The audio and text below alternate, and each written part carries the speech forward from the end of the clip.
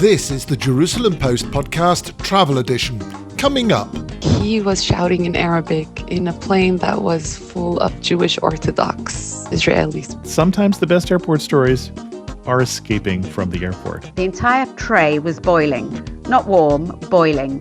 The foil on the main course was bubbling like a science experiment. So sit back and enjoy the trip with Mark Gordon and David Harris. All right there, Biggles. I don't know if people outside of Great Britain would know Biggles. All right there, Flying Baron, Red Baron.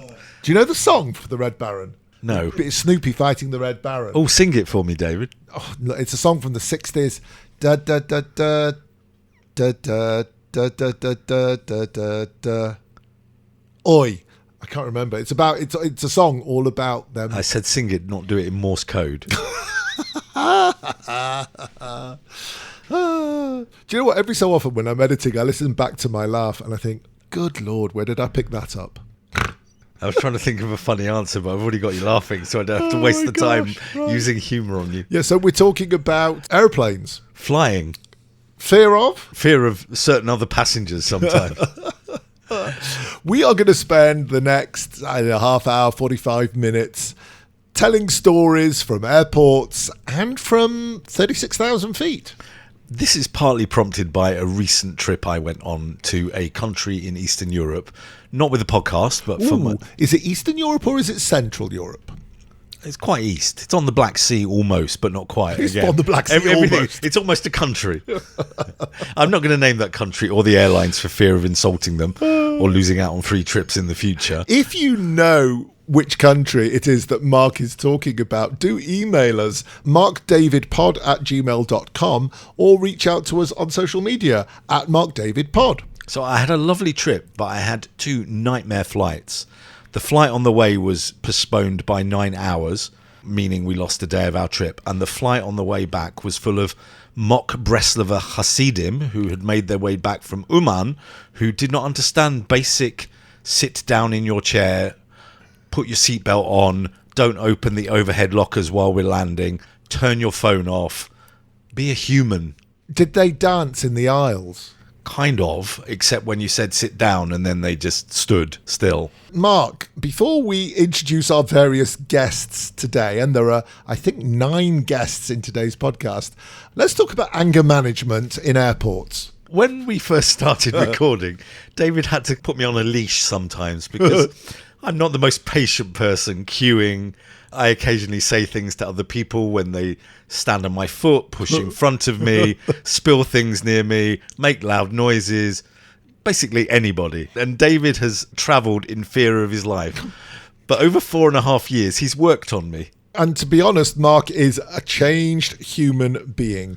It is wonderful to see. But I wonder if you do the same thing that we do. When we're waiting, particularly as we're flying mainly out of Ben Gurion Airport, we just look at all the people around us and talk about them.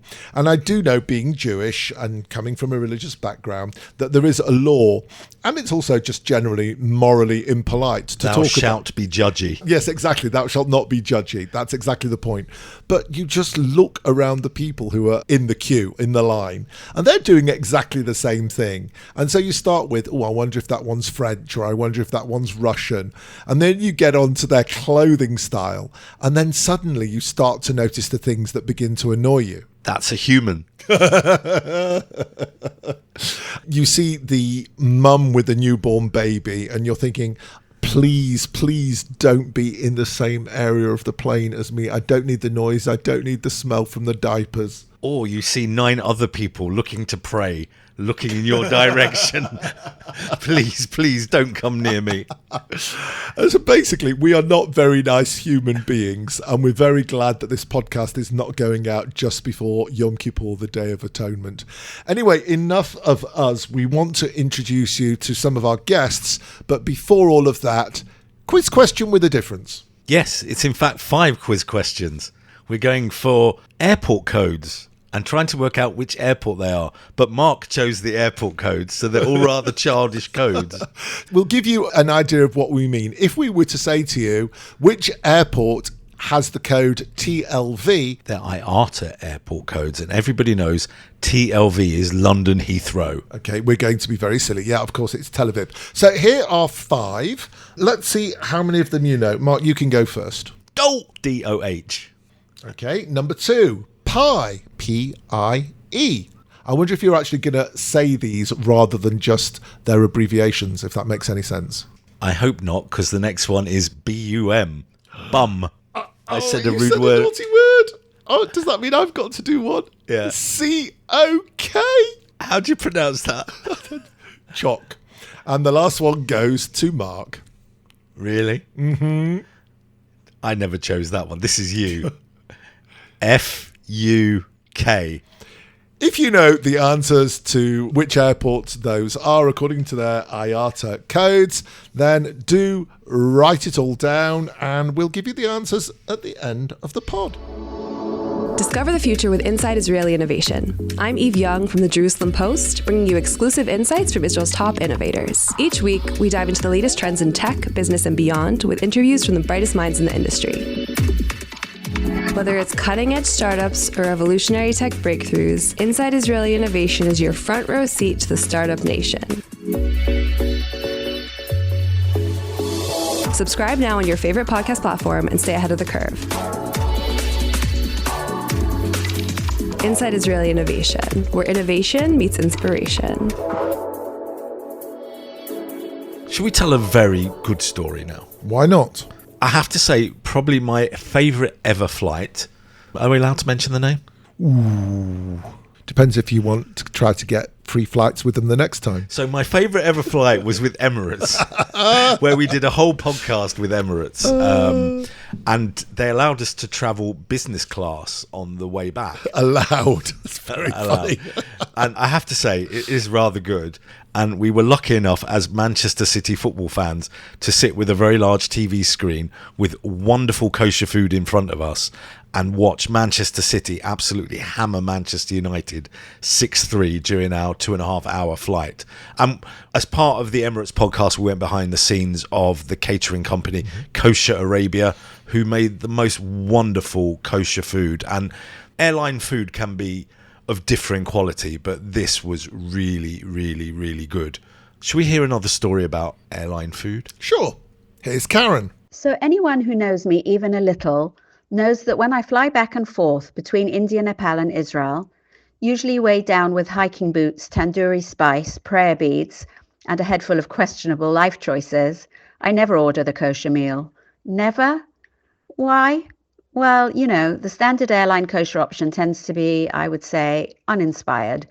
Dry rolls, mystery schnitzel, a sad little plastic wrap brownie that's been around longer than I have.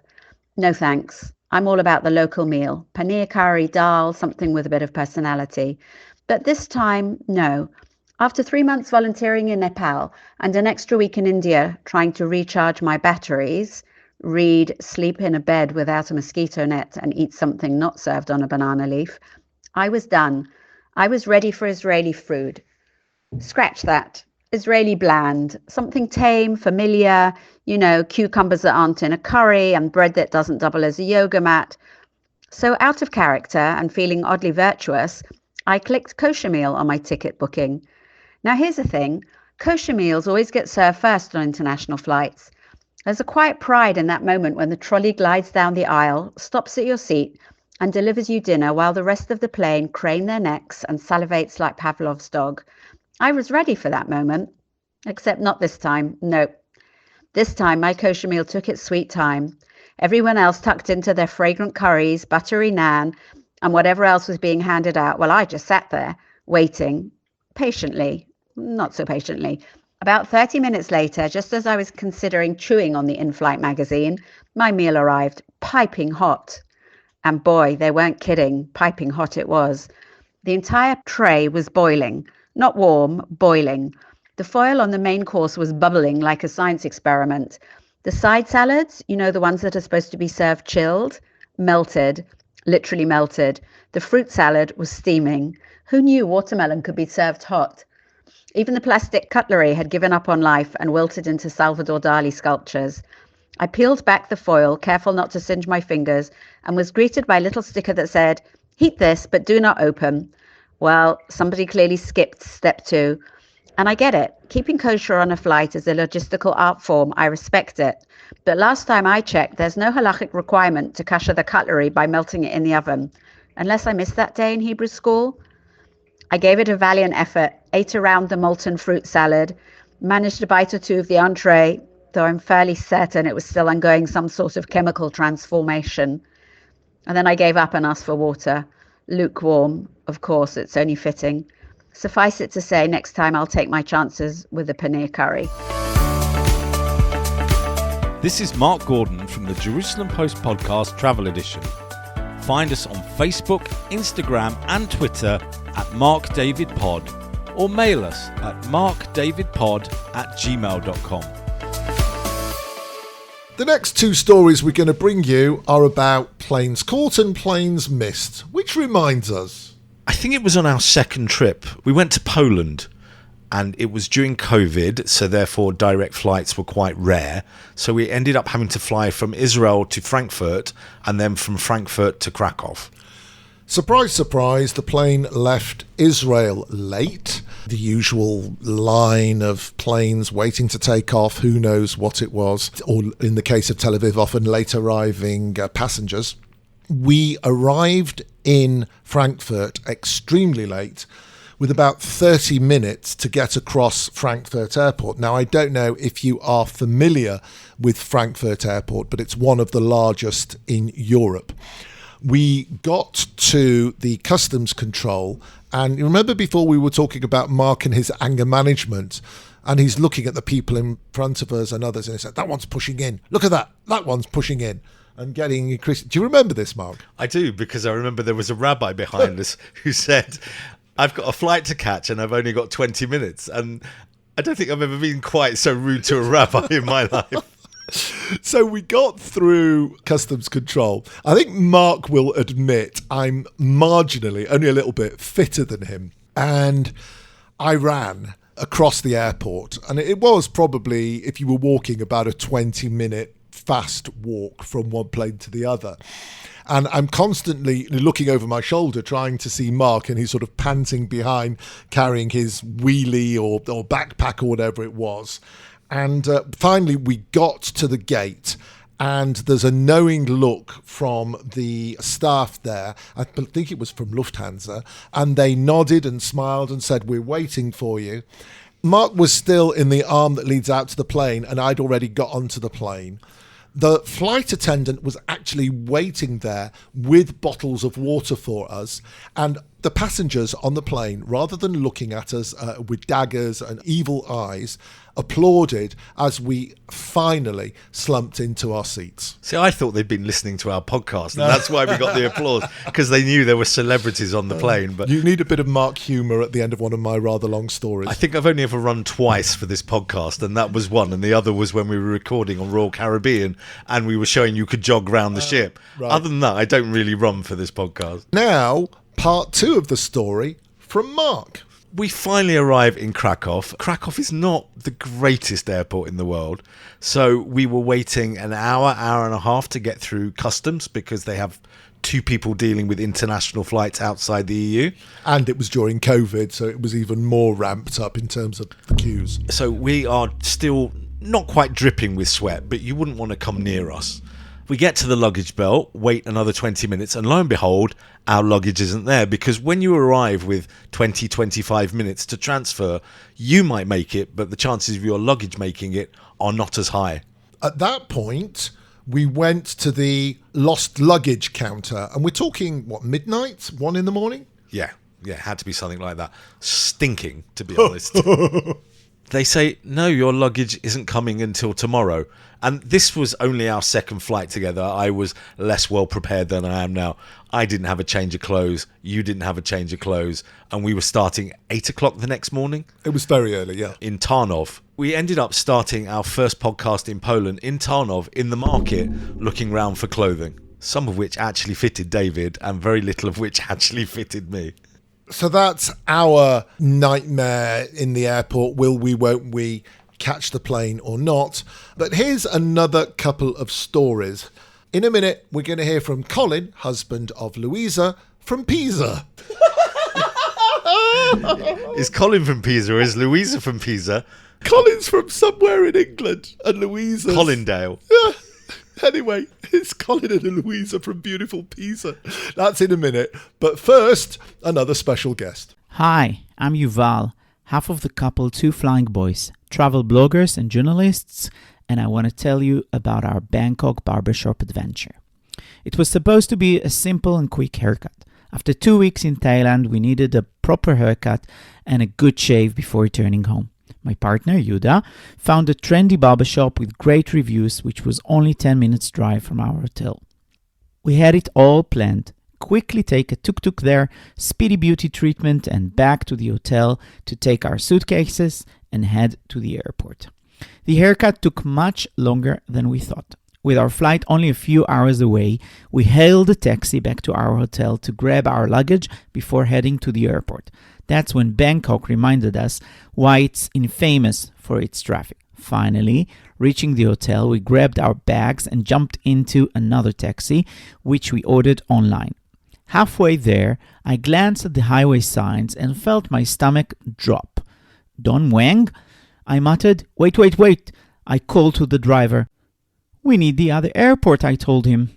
But you ordered Don Muang International Airport. Yuda and I exchanged panicked looks. We were heading to the wrong airport entirely, with our check-in time rapidly approaching. After a frantic U-turn and a mad dash across Bangkok, we arrived to the correct airport with minutes to spare. We sprinted through the terminal, our new haircuts now damp with sweat, and reached the check-in counter just as the agent was preparing to close it. Made it, we said, handing over our passports. Some years ago, I was returning back to Pisa from a weekend in London with friends. It was a pre-wedding celebration, so it was a wholehearted weekend. And sometime on the Sunday, I was returning back to Pisa, and I find myself at Stansted Airport with time in hand, which is a miracle for me. And with this time in hand, I was sauntering through the various purchase temptations in the airport shopping lounge, and I came upon an electronics company selling all sorts of devices. Well, there was one particular device that I'd suddenly developed a sudden urge to acquire, and that was a decent pair of headphones for my mobile phone. So in I went into Dixon's Electricals in Stansted Airport and started to test out the various headphone options that they had available for purchase. I eventually hit upon an absolutely delightful pair of Bowers & Wilkins headphones. And the key sealing determinant for me was to hear how well these headphones would play whilst listening to Beethoven's Pastoral Symphony. So I set it up, put on the headphones, and so enjoyed the symphony. It was absolutely exquisite that in the end I said to the chap, I have to buy these headphones. So some £200 later, 15 years ago, I find myself walking out of the store completely blissed and happy with these marvellous headphones into which I've heard Beethoven's Pastoral Symphony. I then look up at the board for departures. Pisa, final call. Oh dear me, I've spent 3/4 of an hour in Dixon's Electricals testing out headphones, and I missed the flight. I ran like crazy, but I'd missed the flight by 30 seconds. So, moral of the tale, next time you're checking out headphones, choose a shorter piece of music. You're listening to the Jerusalem Post podcast, Travel Edition. We are in the beautiful Italian city of Napoli. We're in downtown Dubai. We are at the Mountain Dew Synagogue in Baku. We are in the magnificent city Krakow. The Jerusalem Post podcast Travel Edition brings you the joys of travel and tourism. So why not subscribe today wherever you get your podcasts? Time for another couple of stories. In a minute, we'll hear from the wonderful Dinesh from Gujarat in India. And in a sec, we'll introduce the first anecdote giver. But Mark wants to tell you a little anecdote of his own. Do you know when I laughed the most on a flight? Go on. You and I don't always get to sit together, especially when we're being cheap. And well, it's not just that, because I like a good window and you like a good aisle. Or what we do quite often is we try to get the aisle seats next to each other, and then we annoy the flight attendants because we always go with a lovely big bag of jellied candies and we're passing them from one to the other, and invariably we're passing them just as a trolley is going through. So on this occasion, we both had aisle seats. On my aisle seat on the right-hand side facing the front, I had two very thin people next to me so I could stretch out and put my elbows on. Do you hate it when people put the elbows on the armrest? It's a massive fight. And I don't know if you've noticed, I'm sure it's not just on flights out of Tel Aviv, but I particularly notice it on flights out of Tel Aviv. Whoever is sitting in the middle automatically thinks that both of those armrests belong to them. Well, they do, because you've got the seat in the middle and you have to sort of squeeze in. But on this occasion, David had a gentleman next to him. I'm not small. I am genuinely not small, but I still fit into one airline seat just. The gentleman next to David didn't fit into the airline seat or his shirt. His shirt had pinged open and his stomach was lying on David's leg. Not far off the truth. And this guy really almost filled two seats. And I was turning pink. I wasn't breathing for various reasons, including, unfortunately, the scent around me. But I was so squashed in to my right-hand armrest, which, of course, doesn't lift up and down because it's the one in the aisle. Oh, my gosh. And thankfully, David had taught me about anger management and he taught me to laugh at these situations. So I spent 30 minutes just laughing at David. Straight after takeoff, a wonderful flight attendant came up to me and offered me a seat further forward in the plane where I could actually breathe and my pinkness dissipated. Talking of large, cuddly things on airlines. Thank you. Here's a story about a teddy bear from Suhair. Here's a story about a teddy bear from Suhair. I want to share a touching story that happened to me while I was departing from Melbourne Airport in Milan. As I walked down the long corridor toward the departure gate, I was stopped in my track by an unfamiliar yet delightful scene. I saw a little girl, probably no more than 5 years old, struggling and determinedly pulling a giant teddy bear that was at least 3 times her size.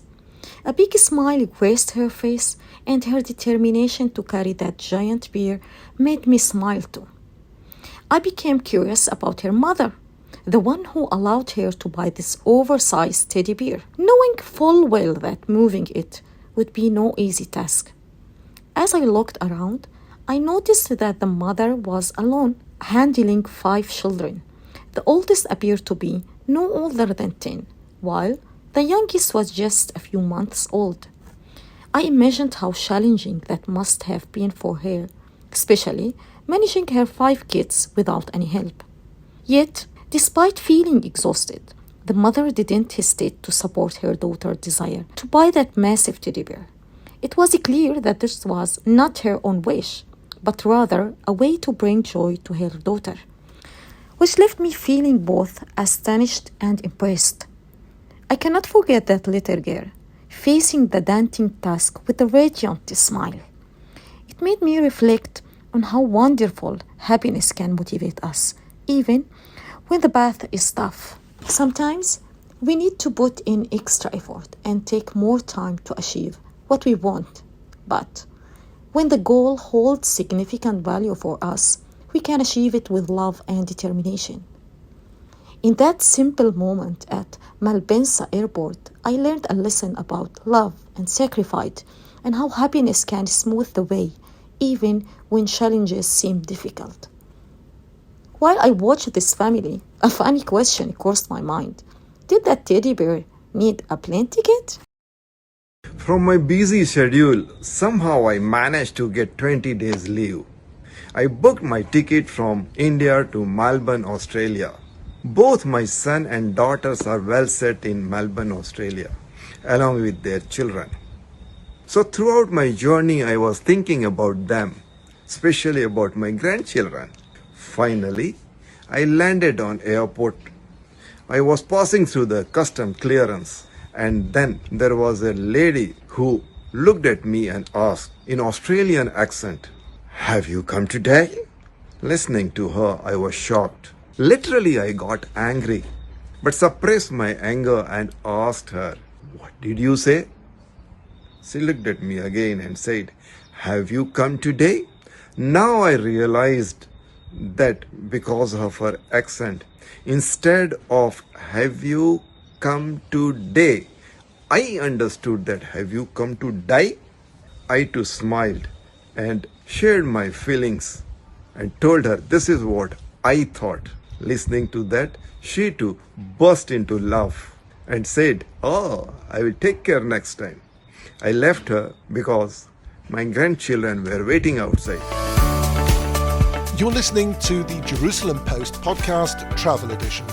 Find us on Facebook, Instagram and Twitter at MarkDavidPod or mail us at markdavidpod@gmail.com.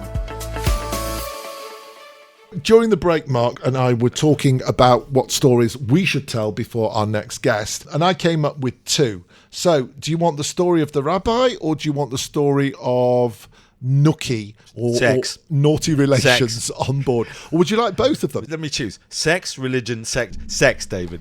Which one do you want first? Let's get the good one out of the way. Rabbi.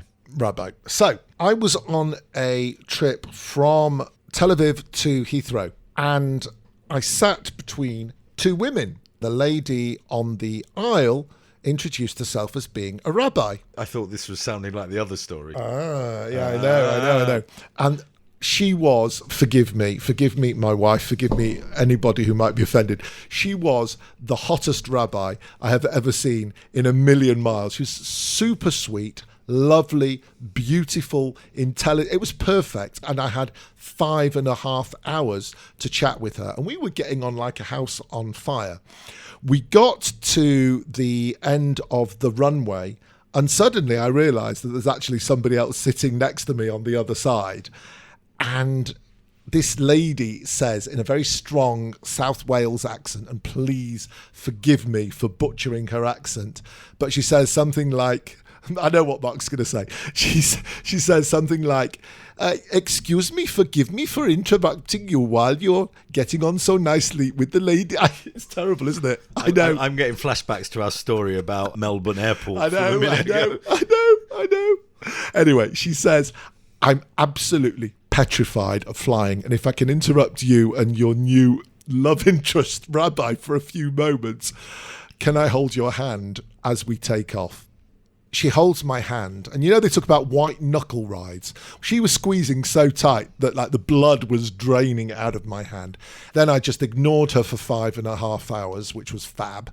And we're coming in to Heathrow, and it's a fairly steep descent on this flight. And suddenly she says to me, while I'm trying to get the phone number off this rabbi and so on, and this woman says, "I'm really scared." And without asking or anything, she just buried her entire face in my armpit. Poor woman. And for the 15 minutes of the final descent and landing, she was in there hyperventilating. To this day, I still don't know if it was because of my body odour or her absolute petrifaction or whatever the word is about flying. I hope it wasn't our flight from Frankfurt to Krakow. I wouldn't want to have been in your armpit. Anyway, that was story number one. So now the rabbi story. This is on a flight, TransAtlantic. I can't remember if it was Tel Aviv to the States or the other way around.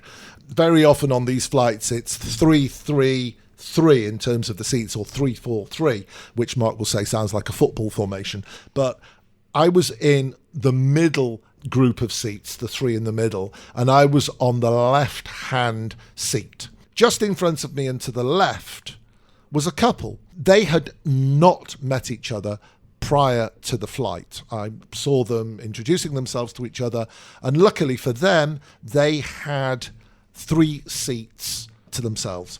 At some point, they became better acquainted than most people are on a flight and were openly heavy petting. Say it, David, say it. A member of staff came along and said, I'm really sorry, you can't do this on a plane. There are children, etc., etc. The couple at that point requested blankets, and they covered themselves with blankets, and then a series of noises that you don't normally associate with economy class on a plane started emanating from row number 32, seats A, B, and C. Just in front of me, blocking my view, a group of flight attendants arrive, and they're all nudging each other and saying, you interrupt them, no, you interrupt them, no, you interrupt them. Suffice it to say, once this couple were interrupted, as soon as the flight attendants went away, they made their way to the back of the plane and the bathroom, where I imagine they joined the Mile High Club. Talking of luxury and very narrow, tight tubes. Excellent. Well done, Mark. Let's hear from a former guest of ours, Warren, who will tell us about his experiences on Concorde. So these days I'm a man of the sea, but I do have a good airline story from early on in my career. My name is Warren Marland. I am the founder and sometimes skipper on koshersailing.world. Kosher Sailing takes people on week-long catamaran trips in the Mediterranean and the Caribbean. Prior to that, a long time ago in my career, I started working for an American company that would send me to the US on a regular basis to meet with its subsidiary in Spokane in Washington State. I had a meeting fixed for a Monday morning and I had a flight booked for a Sunday morning. Fortunately, they flew us business class. It was another perk for a young guy after university that was quite unexpected. But I turned up on the Sunday morning for my flight to LA with a connection to Spokane. And I was told the flight had been cancelled and they'd been trying to get hold of me. Now, they probably only had my office number, but of course in those days, no cell phones, no messaging, no internet. It was the late 80s, early 90s. I forget exactly when it was. So they couldn't get in touch with me. And anyway, I kept Shabbat. I was Shomer Shabbat, so they wouldn't have been able to. So I said, what's going to happen? They said, don't worry, Mr. Marland, everything is under control. Follow us. And they took me through passport control, through security, up the stairs and straight into the Concorde Lounge, where they sat me down and they offered me all the things that the Concorde Lounge had to offer. We boarded Concorde, I got my seat, and I flew Concorde to New York, where I got a connection to Spokane and arrived in Spokane earlier than I would have done if I'd got the original flight to LA. My kids asked me, what was it like flying Concorde? And I say, well, it's pretty standard apart from two things or three things. One is that completely not luxurious in any way, shape or form. You are flying in a toilet tube, very cramped. The second thing is that just before or as we arrived or approached the coast of the UK, they would gather up all the drinks and everyone would have to sit down and they would switch on the afterburners and you would shoot forward when they piled on that power to reach Mach, whatever it was that they flew at. And the third thing is that they really spent, I think, 3 hours out of a 3.5 hour flight serving food and drink. You know, that's what it was all about. There were probably stars and businessmen on board that I should have known, but it was quite an experience. Once in a lifetime. Obviously no Concordes anymore. It's not going to happen again, but it was great to take my kids on a trip to New York many years ago to show them the Concorde that's on display there and to show them the seat that I sat in, just to prove it happened. So there you go, Concorde, and I've got some memorabilia around here, but maybe one day we were something.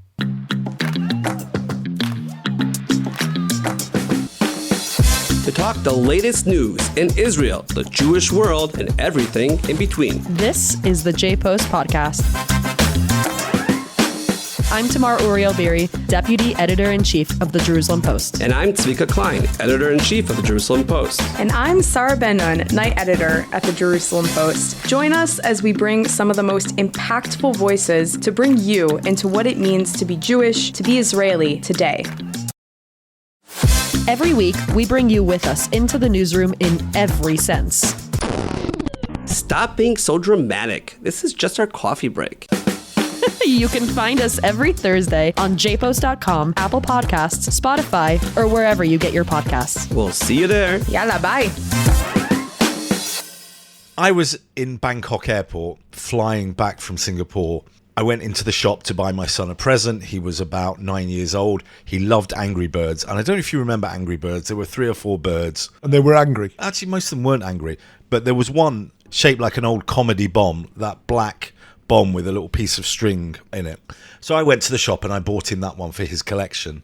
I go up to the counter to hand over my ticket. And the lady says, have you got anything that you're taking on the plane that you shouldn't? And I'm standing there with this black fluffy bomb under my arm going, I do have a bomb with me. I hope it's all right. 20 minutes later, when the panic had died down, she gave me a new ticket. And I was like really angry having been taken away. I continued to be angry when I said, I ordered that seat. I wanted an aisle seat. And she went, don't worry, you're fine, sir. And I went, no, I want to be on the aisle. And only when she like calmed me down, I realized they'd upgraded me to business class. Clearly it pays to take a bomb on a plane. Or not. Talking of interesting situations on the plane, let's hear from Irena from Jerusalem. So an ironic and a kind of disastrous, funny experience that I've had was traveling from LAX to Tel Aviv in a direct flight of 16 hours almost with my little brother, who's not really little. He's 210 centimeters. And he also suffers from panic attacks. Unfortunately, due to the weather change in LAX, he had sinusitis. And we went on this flight, and during the trip, you know how the pressure rises inside of the airplane. He had tremendous headaches, and he was already experiencing a panic attack.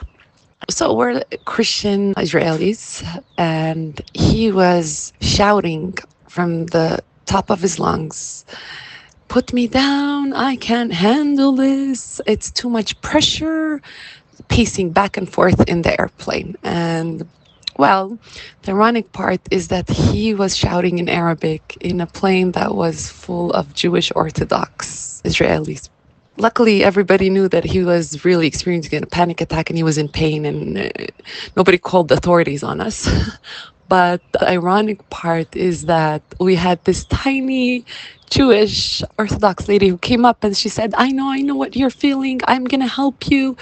And she says, I take usually 1, but because you're really big, I'm going to give you 2. Take them. You'll feel much better. So she gives them these 2 tablets. Of course, I was helpless. I couldn't say anything.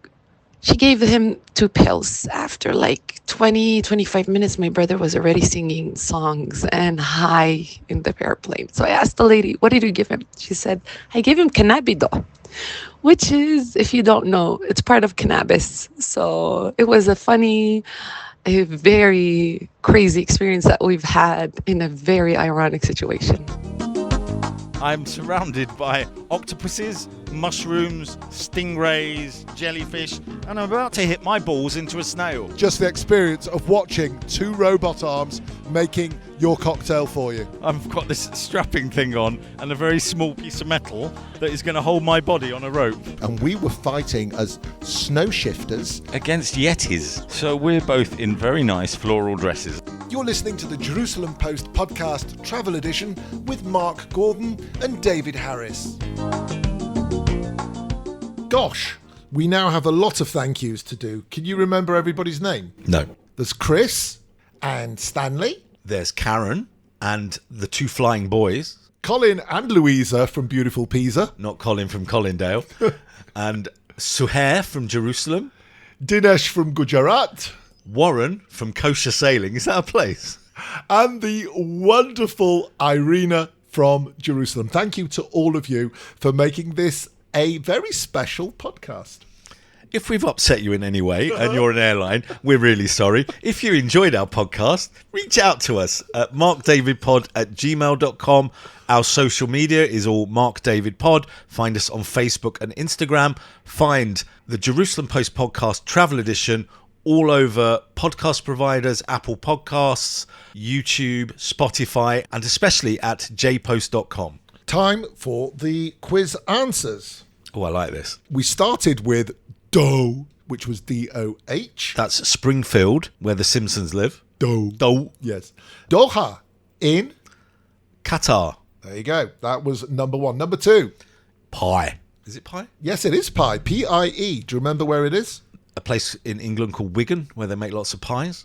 Is it St. Pete Clearwater International Airport in Florida. It certainly is. Floridia, my favourite place.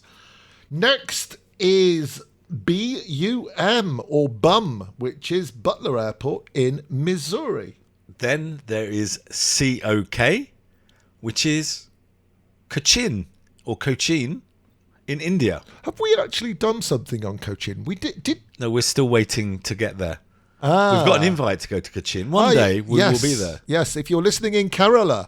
And finally, what better way to finish one of our podcasts with a good FUK, which is, yes, Fukuoka in Japan. Is that where flying comes from?